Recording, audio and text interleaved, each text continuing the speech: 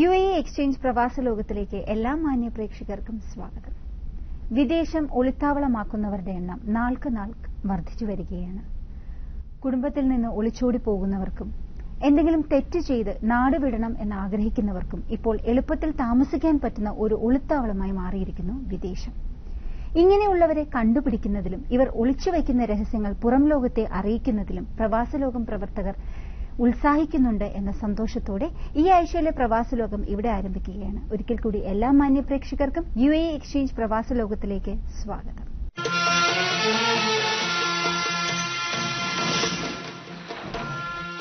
KMCC കിഴക്കൻ പ്രവിശ്യ കേന്ദ്ര സമിതി മേഖലയിലെ പ്രവാസി മലയാളികൾക്കായി നടപ്പിലാക്കുന്ന സാമൂഹ്യ സുരക്ഷാ പദ്ധതിക്ക് അഭൂതപൂർവമായ പ്രതികരണങ്ങളാണ് ലഭിച്ചുകൊണ്ടിരിക്കുന്നത് എന്ന് സാരഥികൾ അറിയിച്ചു. വിവിധ കീഴ്ഘടകങ്ങളുടെ ആഭിമുഖ്യത്തിൽ വിതരണം തുടരുന്ന പദ്ധതിയുമായി സഹകരിക്കാൻ താൽപര്യമുള്ള വിശദാംശങ്ങൾക്ക് 0502107843 എന്ന നമ്പറുമായോ 0507817225 എന്ന നമ്പറായോ 0569259501 എന്നീ നമ്പറുമായോ ബന്ധപ്പെടാവുന്നതാണ് എന്ന് പ്രസിഡന്റ് ഖാദർ ചങ്ങല ജനറൽ സെക്രട്ടറി ആലിക്കുട്ടി ഒളവട്ടൂർ അറിയിച്ചു.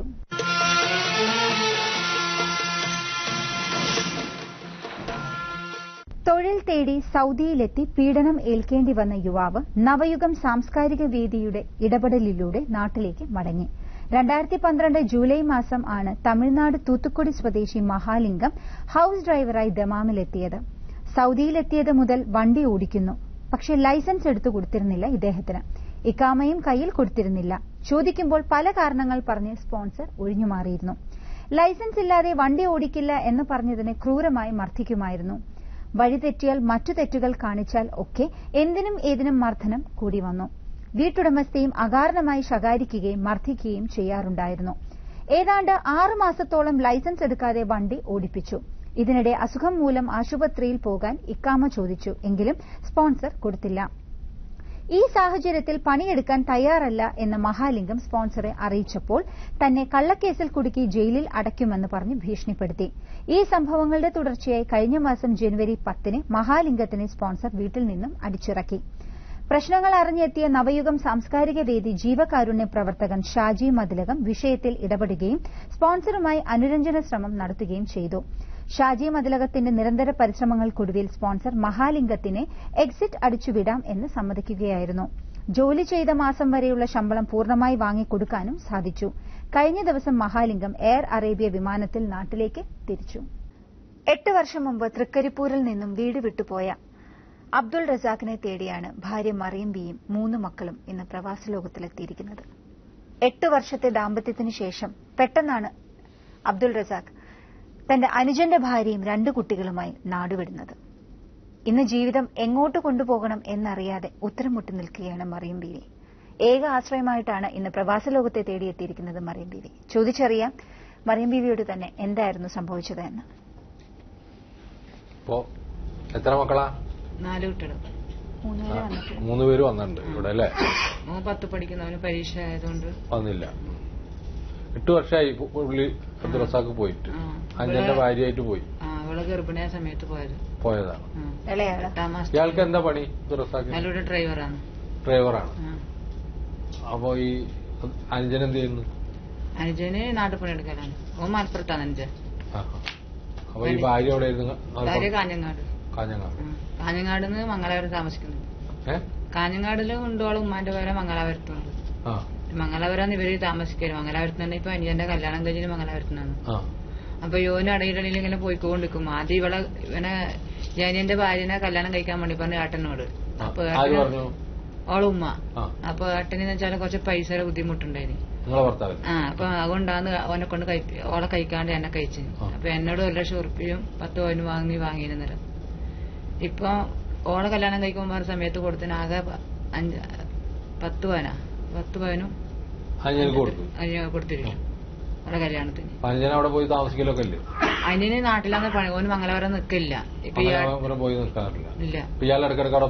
ഇയാള് ഈ ഇവളെ ഉമ്മ കുറച്ച് മോശമായിട്ടല്ലേ. ഇവളെ ഉമ്മ പാത്തുമ്മ എന്ന് പറഞ്ഞ പെണ്ണുങ്ങൾ, ഇവളെ ഉമ്മാരും.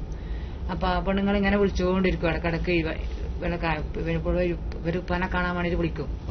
വിളിച്ചിട്ട് അടുത്തേക്ക് പോയി കഴിഞ്ഞാൽ ഇപ്പൊ നമ്മൾ ഇവിടുന്ന് പറയും ഞാന് പിന്നെ എന്തോ TV black and white TV പണിയാന്ന് ഇങ്ങനെ എന്തെങ്കിലും ഒരുപാട് കളവട്ടിടുന്ന് പോവല്. അപ്പൊ നമുക്ക് ഉറപ്പുണ്ട് മംഗലാപുരം തന്നെ എത്തുമെന്ന്. അപ്പൊ എന്റെ മൂത്ത മോനെ ഗർഭിണിയായ സമയത്ത് ഞാൻ അടുത്തേക്ക് പോയിന്. പോയപ്പോ ഇവൻ അവിടെ ഉണ്ട്, ഓളും അവിടെ ഉണ്ട്. അപ്പൊ ഇവക്ക് ഉണ്ട് ഒരു ഇളനീര് ചേർത്തി കൊടുക്കുന്നുണ്ട്. അതിന്റെ ഇളനീര് റസാഖ് എന്റെ ഭർത്താവ് ഉണ്ട്, എന്റെ ഭർത്താവ് തെരഞ്ഞിട്ടാ പോകുന്നു. മൂത്ത മോനെ ഗർഭിണിയ സമയത്ത് തന്നെ പോകുന്നുണ്ട്. അപ്പൊ ഇളനീര് ചേർത്തി കൊടുക്കുന്നത് കണ്ടപ്പോ എനിക്ക് ഭയങ്കര സങ്കടം വന്നു. ഞാൻ ഇത്രയും ഇതായിട്ട് ഫോൺ വിളിച്ചാലും ഈ ഉമ്മ ഇവിടെ ഇല്ല, ഓന് വേറെ പണിക്ക് പോയിട്ടാന്നില്ല, മദ്രാസ് പോയിട്ടാന്നില്ലത്, വിർക്ക വിൽക്കാൻ വേണ്ടി പോയി പൈസ ഇല്ലാത്തോണ്ട് ഇങ്ങനെ എന്തെല്ലോ എന്ന് പറയല് ഇവളെ ഉമ്മ. അപ്പൊ ഞമ്മ അവിടെ പോകുമ്പോ ഇത് കണ്ടിട്ട് കുറെ കച്ചറ കൂടിയിട്ട് ഓന് ഇവിടെ കൊണ്ടാക്കി. പിന്നെയും അവിടെ പറഞ്ഞ് ഇനി ഞാൻ പോകൂല, ഒരു കാര്യം ചെയ്യ്, ഇതിനെ കൊണ്ട് നമുക്ക് കല്യാണം കഴിപ്പിക്കാം, നീ ഒരു കാര്യം ചെയ്ത് നിന്റെ കാതിൽ കൊണ്ടിട്ട് പണയം വെച്ചിട്ട് എനിക്ക് കുറച്ച് പൈസ ഉണ്ടാ, ഒരു മോതിരം ഇട്ടിട്ട്. എന്നാൽ ഓളെ മോതിരം ഇട്ട് കഴിഞ്ഞാൽ പിന്നെ ഞാൻ ആ ഭാഗത്തേക്ക് ഞാൻ പോകില്ലെന്ന് പറഞ്ഞു. ഞാൻ പറഞ്ഞു എന്നാ അതെങ്ങ് ഒരു നല്ല കാര്യമല്ല. എന്റെ പേർക്ക് എന്റെ ഉമ്മ അറിയാണ്ട് ഞാൻ മലപ്പുറത്തേക്ക് പോയി. ആടുന്ന് ഉമ്മാനെയും ബാപ്പാനെയും എല്ലാരെയും കൂട്ടിയിട്ട് പോയി, അഞ്ചനെയും കൂട്ടിട്ട് പോയി. അവിടെ എന്നിട്ട് കാതിലെ പെരിന്തൽമണ്ണ പണയം വെച്ചിട്ട് ആടുന്ന് ഒരു മോതിരവും വാങ്ങിയിട്ട് ഇവക്ക് ഇട്ട് കൊടുക്കാൻ പോകുന്നു. അതിന്റെ ഒരു മോതിരവും വാങ്ങി ബാക്കിയിലെ പൈസ ചെലവിനുമായിട്ടാണ് ഇവര് കൂട്ടിയിട്ട് പോകുന്നത്. മോതിരം ഇട്ട് രാത്രി തിരിച്ചു പോലെ ഇനി ഞാൻ അങ്ങോട്ട് പോകില്ല, ഇവനെയും കൂട്ടി തന്നെ നമ്മൾ വന്നിട്ട് വരുമ്പോഴൊക്കെ എന്നെ പൈസ തീർന്നിട്ട് നമ്മൾ പെരുന്തൽമണ്ണ ആദ്യമായിട്ട് ബസ് സ്റ്റോപ്പിൽ കിടക്കേണ്ട ഗതികേടും വന്നിന്. പൈസ എല്ലാം തീർന്നാണ് പോയിട്ട്. പിന്നെ കുറെ നാളതിന്റെ വീണ്ടും അതാ ഇവര് പോകുന്നു. പഴയ തൃക്കരിപ്പൂർ രാവിലെ ഓട്ടോറിക്ഷയ്ക്ക് എടുത്തിട്ട് രാവിലെ പോകും. വൈകുന്നേരം ആളെ കാണൂല, രാത്രിയായിട്ടും ആളെ കാണൂല. കാണാതെ നമ്മൾ ടൗണിലെല്ലാം പോയി അന്വേഷിക്കും, നോക്കി കാളെ ഉണ്ടാവുക. അവരാളെ പറയും ഡ്രൈവർമാർ ഓൻ വൈകുന്നേരത്തെ ലോക്കലിനും പോയി മംഗലാപുരത്തേക്ക്. പിന്നെ 2 ദിവസം കഴിഞ്ഞാൽ പിന്നെ ഇങ്ങോട്ടേക്ക് വരുന്നത്. അപ്പൊ ഒന്നും ഉണ്ടാവില്ല കയ്യില്. കുട്ടികളുണ്ടായി 3 കുട്ടികളുണ്ട്. അപ്പൊ ഒന്ന് നാട്ടിലാക്കിയിട്ടാണ് ഇവള് പോയിന്, മലപ്പുറം. ഇവിടെ പോയിന്ന് ആർക്കും അറിയില്ല. ഇവനിപ്പം ഒരു ഗുരുവായൂർ എന്ന സ്ഥലത്തുണ്ട് എന്ന് അറിഞ്ഞിട്ടുണ്ടായിരുന്നു ഒരു പ്രാവശ്യം ഈ റസാഖ്. എന്നിപ്പോ ഞാൻ ഇവിടെയും കൊണ്ട് ഇവരെല്ലാം കൂടിയിട്ട് ഇല്ല അവിടെ ഇല്ല. അവിടെ പോയി നോക്കുമ്പോ അവിടെ പേര് മാറ്റിയിട്ടാന്ന് ഇവൻ പറഞ്ഞിട്ടില്ലേ. റസാഖ് എന്ന പേര് ഗുരുവായൂര് ഒരു അമ്പലമില്ല ആടെയും. പിന്നെ വേറെന്തോ ഒരു സ്ഥലമുണ്ട്. ഇങ്ങനെ വണ്ടിയിലെല്ലാം ഇങ്ങനെ പോകുമ്പോ കണ്ടതാണ്. ഒരു ഫോട്ടോ കാട്ടിയിട്ട് അവിടെ അന്വേഷണം പറഞ്ഞാ ഇവിടുന്ന് രാത്രി ആവുമ്പോ വണ്ടി എടുക്കലുണ്ട്, പിന്നെ ഇന്ന് കോട്ടേഴ്സിലാ താമസിക്കല്, അവിടെ എപ്പോഴും കച്ചറിയാന്ന്, 2 പെണ്ണുങ്ങൾ 2 കുട്ടികളാണ്, ഒരു കറുത്തോളും ഒരു വെളുത്തോളുണ്ട്, 2 കുട്ടികളുണ്ട് എന്നാണ് പറഞ്ഞവര്.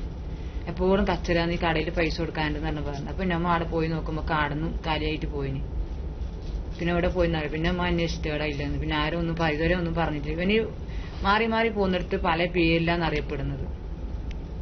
പക്ഷെ ഇവര് ഇപ്പൊ എനിക്ക് തോന്നുന്നു ഈ പെൺവാണിങ് അങ്ങനത്തെ എന്തോ ഒരു ജോലിയില് അവനിപ്പോ ഇല്ലെന്ന് എന്റെ ഒരു ന്യൂസ് ഒരാൾ പറയുന്ന ന്യൂസ് കേട്ടത്. അങ്ങനെ മലപ്പുറം കോട്ടക്കലിൽ ആടെ ഉണ്ടായിരുന്നു പോലും. ആടുന്ന് ഇങ്ങനെ പോലീസ് ഓടി പിന്നെ ഇവരെ തെരഞ്ഞിട്ട് പോയ സമയത്ത് ഇവനെ ഓടി രക്ഷപ്പെട്ടെന്നൊക്കെ പറയുന്നുണ്ടായിന്. അനുജൻ എന്ത് ചെയ്യണു ഇപ്പൊ? അനുജൻ ഇപ്പം വേറെ കല്യാണം കഴിഞ്ഞ് സുഖമായി ജീവിക്കുന്ന കുട്ടികളായിപ്പോ. ഈ 2 സ്ത്രീകള് നിങ്ങൾ കണ്ട അവരെ? ഞാൻ കണ്ടിട്ടില്ല. മുമ്പ് കണ്ടിട്ടുണ്ട്. മംഗലാപുരം ഉണ്ടാകുമ്പോൾ കണ്ടിട്ടുണ്ട്. തടിച്ചിട്ട് ഒരു പെണ്ണുങ്ങളുണ്ടായിരുന്നു, എന്തെന്നോ പേരുണ്ട്, ഒരു കുട്ടി ഉണ്ടായിരുന്നു അന്നേരം. ഈ ഉമ്മാക്ക് ഇതന്നെയാ പണി. ഇവളെ ഉമ്മാക്ക് എന്ന് വെച്ചാൽ ഇങ്ങനെ പുറത്ത് സൈഡിലൊരു റൂമുണ്ട്, ആ റൂമിൽ കൊടുത്തിട്ട് ഇങ്ങനെ പൈസ വാങ്ങിക്കലാന്ന് ഇവളെ ഉമ്മാക്കാന്റെ പണി. അത് ഞാൻ ഇവരോട് പറയുന്നത് ഇങ്ങനെല്ലാം കാണുന്നു. അത് അവർക്ക് അതന്നെ പണി. ഇവിടുത്തെ വലിയ അമ്മേലെ വരെ അവന്റെ ആൾക്കാരൊന്നും ഇവിടെ നടക്കൂലെന്ന് പറഞ്ഞു. അപ്പൊ ലാസ്റ്റ് ഒരു പ്രാവശ്യം ഈ പോകുന്നതിന് 2 മാസം മുമ്പേ നമ്മ തെരഞ്ഞു പോയി മംഗലാപുരത്തേക്ക് ആദ്യം. അപ്പൊ ഞാനും എന്റെ അപ്പൊ അനുജൻ ആടെ ഉണ്ട്. അപ്പൊ അനുജൻ വിളിച്ചിട്ട് പറഞ്ഞു താത്ത പരാതിയൊന്നുമില്ല, ഇല്ല 5 മുമ്പാരം കല്യാണം കഴിച്ച് താത്ത എത്രയും പെട്ടെന്ന് ഇങ്ങോട്ട് വരണം, റസാക്കിലുണ്ടെന്ന് പറഞ്ഞിട്ട് നമ്മൾ പോയി രാത്രി വണ്ടിയാക്കിയിട്ട് പോകുമ്പോ ഒരു തടിച്ച പെണ്ണുങ്ങളും കുട്ടികളും ഇങ്ങനെ റൂമും ഇങ്ങനെ എന്തെല്ലോ ഒരുപാട് അവിടെ കണ്ട്. അപ്പൊ പുറത്തുനിന്ന് നമ്മ അടുത്തേക്ക് പോകുമ്പോ നല്ല സുഖമായിട്ട് പോയിന്. തിരിച്ചു വരുമ്പോ നമ്മളെ വണ്ടി കാറിനായിരുന്നു പോയിന്. വണ്ടി പിടിച്ചിട്ട് എങ്ങനെയും വിടുന്നില്ല നാട്ടുകാര്. അപ്പം പറഞ്ഞു ഇവിടെ എങ്ങനെ ഇഷ്ടംപോലെ ആൾക്കാരുടെ വരുന്നുണ്ട്, അതുകൊണ്ട് നിങ്ങളെ സ്റ്റേഷനിൽ ഇതാക്കാണ്ട് വിടൂലെന്ന് പറഞ്ഞു. അങ്ങനെ പിറ്റേന്ന് അന്ന് രാത്രി തന്നെ അവർ നാട്ടുകാർ മംഗലാപുരക്കാർ സ്റ്റേഷനിൽ കൊണ്ടുപോയി ഇവനെ റസാക്കിനെ അവിടെ ആക്കി. നമ്മുടെ രാത്രി അതുവരെ ഇവരെ പുറക്കേക്ക് വന്നു. പിറ്റേന്ന് രാവിലെ കോടതിയിൽ ഹാജരാക്കി. പിന്നെ സ്റ്റേഷനിൽ തന്നെ കിട്ടി നമ്മ ഇങ്ങോട്ട് വന്നത്. പിന്നെ പറഞ്ഞു പിന്നെയാണ് യോന് പിന്നെ മംഗലാപുരം പോക്കില്ല. പിന്നെ ഇവിടുന്ന് ഒരു ഇപ്പോ ഇയാളുടെ ഒരു ജീവിതം വെച്ചിട്ട് നമുക്കിപ്പോ ഒരു പ്രതീക്ഷയ്ക്ക് വഴിയുള്ള ഒരാളാണെന്ന് എനിക്ക് തോന്നുന്നത്. ഇദ്ദേഹം വന്നിട്ട് നിങ്ങളെ മക്കളെ രക്ഷിക്കുമെന്നൊന്നും എനിക്ക് തോന്നുന്നില്ല ഇയാളുടെ സ്വഭാവം പറഞ്ഞു കേട്ടിട്ട്. അബ്ദുൾ റസാഖ് ഗുരുവായൂർ ഉണ്ടെങ്കിൽ എന്നെ കണ്ടുണ്ടാവും. ഒരു ന്യായീകരണവും മനുഷ്യജീവിതവുമായി ബന്ധപ്പെട്ട ഒരു ചിന്തയിലും അബ്ദുൾ റസാഖ് ചെയ്യുന്ന ഒരു പ്രവൃത്തി ആരും ചെയ്യുന്ന എനിക്ക് തോന്നിയിട്ടില്ല. 4 മക്കള്, കുടുംബം, ബുദ്ധിമുട്ടുകൾ, ഇതിന്റെ ഇടയിലൊക്കെ ഇത്തരത്തിലുള്ള ഒരു നിലപാട് നിങ്ങൾ സ്വീകരിച്ചത് ശരിയായെന്ന് എനിക്ക് തോന്നുന്നില്ല. അപ്പൊ എനിക്ക് തന്നെയല്ല, ആർക്കും തോന്നില്ല. പക്ഷെ ഇതൊന്നും പറഞ്ഞിട്ട് നിങ്ങളോടൊരു കാര്യവുമില്ല. കാരണം റസാഖ് അങ്ങനത്തെ ഒരു മാനസികാവസ്ഥയുള്ള ഒരാളാണെന്ന് എനിക്ക് തോന്നിയില്ല. ഈ പ്രിയപ്പെട്ട സഹോദരി ഞങ്ങളെ സമീപിച്ചതുകൊണ്ട്, ഞങ്ങൾ ഇത്തരത്തിലുള്ള പരിശ്രമങ്ങളിൽ ഏർപ്പെടുന്ന ആളുകളായതുകൊണ്ടും അബ്ദുൾ റസാഖിനോട് വളരെ വിനയപൂർവ്വം പറയാണ്, ഈ മക്കളെ നോക്കിയിട്ടെങ്കിലും എന്തെങ്കിലും പൈസ അയച്ചു കൊടുക്കും. അത്രേ പറയണുള്ളൂ. തിരിച്ചു വരാൻ നിങ്ങൾ വരികയാണെങ്കിൽ വളരെ നല്ലത്. പക്ഷെ അത്രയൊന്നും പ്രതീക്ഷ എനിക്കില്ലാത്തതുകൊണ്ട് ഞാൻ പറഞ്ഞു, എന്തെങ്കിലും ഈ മക്കൾക്ക് അയച്ചു കൊടുക്കും. ഈ സഹോദരി എങ്ങനെയാണ് ഈ 4 മക്കളെ, 3 പെൺകുട്ടികളും 1 ആൺകുട്ടിയാണ്, എങ്ങനെയാണ് അവര് ഈ കുട്ടികളെ ഈ കാലഘട്ടത്തിൽ പോറ്റിയുണ്ടാക്കുക എന്നുള്ളത് വലിയ പ്രശ്നമാണ്. എല്ലാറ്റിനും തീവല, മനുഷ്യജീവിതം തന്നെ നമ്മളത് വഴിമുട്ടി നിൽക്കുന്ന ഒരു കാലഘട്ടത്തിലൂടെ നടന്നു പോകുന്നവരാണ് നമ്മളൊക്കെ. മക്കള്, വിദ്യാഭ്യാസം, വൈദ്യം, ഇതൊക്കെ വലിയ ബാധ്യതയാണ് കേരളത്തിൽ നിന്ന്. അപ്പൊ പ്രിയപ്പെട്ട അബ്ദുൾ റസാഖ്, എന്തെങ്കിലും സഹായിക്കണം മക്കളെ, നിങ്ങളെ മക്കളാണ്. ഇതാണ് ഇപ്പൊ നിങ്ങളോട് പറയാനുള്ളത്. നിങ്ങൾ വരികയാണെങ്കിൽ വളരെ നല്ലതാണ്. വരുമെന്നൊരു പ്രതീക്ഷ എനിക്കില്ല, എന്നാലും ഇവര് പറയുന്നു വരുമെന്ന്. അബ്ദുൾ റസാഖിന്റെ ഭാര്യയും മക്കളും പറയുന്നു വരുമെന്ന്. അതാണ് അവരിവിടെ വന്നിട്ടുള്ളത്. വരികയാണെങ്കിൽ വലിയ കാര്യമാണ്, നിങ്ങൾ നന്നാവും. അങ്ങനെയാണെങ്കിൽ എന്താ നിങ്ങൾക്ക് വല്ലതും പറയണ്ട? ഇവർക്ക് ബുദ്ധിമുട്ടാണ്, ഭയങ്കര ബുദ്ധിമുട്ടാണ് ഇവർക്ക്. പൈസ മട്ടമ്മല് തൃക്കരിപ്പൂര് എന്ന സ്ഥലത്താണ്. തൃക്കരിപ്പൂര് നിങ്ങൾ നായനാര നാട്ടിലാണ്. നായനാര നാടാണ് തൃക്കരിപ്പൂര്. അവിടെ നിങ്ങള് പഞ്ചായത്തിലൊക്കെ ഒരു വീടിനെ അപേക്ഷിച്ചു. അതായാലും പെൺകുട്ടികളല്ലേ ഇപ്പൊ അത്ര. അല്ല, വീട് സർക്കാർ തരും. 4 സെന്റ് സ്ഥലം ഉണ്ടെങ്കിൽ വീട് കിട്ടും. അല്ല, അതിനും ഭയങ്കര ബുദ്ധിമുട്ട്. അതിന് 100 പ്രാവശ്യം പഞ്ചായത്തിലും അല്ല, അതൊക്കെ നിങ്ങൾ പോയിക്കോളെ. നിങ്ങളെ സഹായിച്ചു തരും. ഇതിലൊക്കെ വരുമ്പോ നിങ്ങൾ ആളുകൾ സഹായിച്ചു തരും. അവിടുത്തെ ആൾക്കാരൊക്കെ സഹായിച്ചു തരും കേട്ടാ.